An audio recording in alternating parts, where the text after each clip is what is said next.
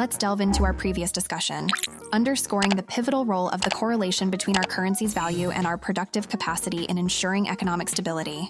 However, this conversation took a fascinating turn when I came across a politician's remarks. This individual, professing to be a leader, showcased once more the precarious basis upon which such figures are deemed credible. His solution to the illegal immigration crisis? Distribute free money, claiming it would spur economic growth as immigrants spend on necessities, thus benefiting merchants. Yet, this short-sighted strategy addresses only the immediate concern, inevitably brewing a far more significant crisis.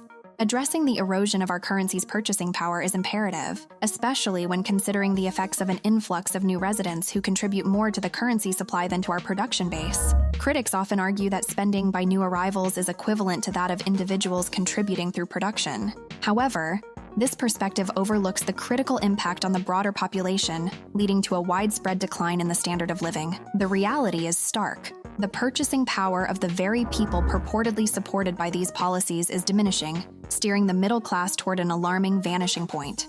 Alarmingly, by the end of 2020, the wealth disparity had grown to such an extent that the top 1%'s wealth surpassed that of the entire middle class.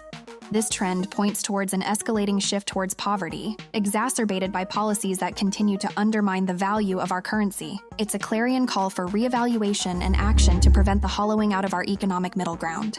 The manipulation of our nation's currency supply, diverging significantly from the actual production of goods and services, clearly serves the interests of a privileged few at the cost of eroding the majority's earnings. It's evident that the current immigration influx is a tactic employed to secure a more compliant voting base, a maneuver transparent to the discerning eye of the general public.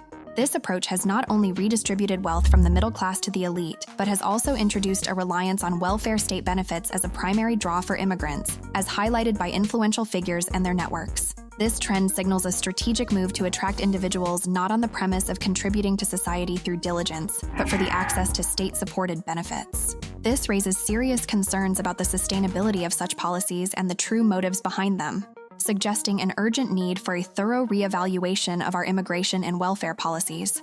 Ensuring these policies encourage a reciprocal relationship between newcomers and the host society, promoting contribution over dependency, is paramount for the future stability and prosperity of our nation.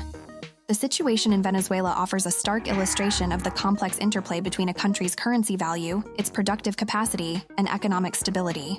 A significant external factor was the global drop in demand for oil, coupled with Venezuela's heavy reliance on oil exports for government revenue. When oil prices were high, Venezuela could fund extensive social welfare programs. However, as oil prices plummeted, so did the demand for Venezuelan oil paid in bolivars, leading to a dramatic fall in the currency's value and making it difficult for the country to afford its entitlement programs and service foreign debts. In response, the Venezuelan government started printing money to meet its financial obligations, which only served to increase the bolivar supply, further devaluing the currency and repelling foreign investment. History is replete with examples of the consequences when the relationship between currency value and productive capacity is ignored. Policies that focus solely on short-term relief through monetary expansion without addressing underlying productive capacity can lead to diminished purchasing power, economic instability, and increased inequality.